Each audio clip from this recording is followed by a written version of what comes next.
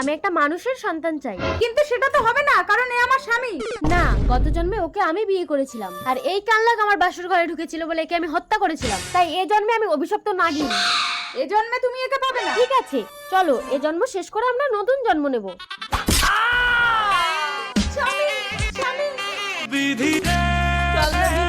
আমার কাল লাগেনি। ওরে কান্নাগিনি, তুই আমার স্বামীকে কামড়ে দিলি। কি হয়েছে তোমার স্বামীর? তাড়াতাড়ি হসপিটালে নিয়ে চলো। দাঁড়াও দাঁড়াও দাঁড়াও। সাধু বাবা।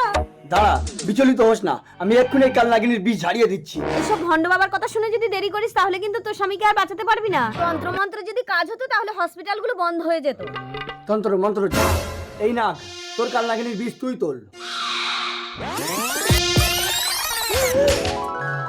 আমার স্বামী। আশ্চর্য, বিশ্বাসে মিলাই বস্তু, তর্কে বহুদূর।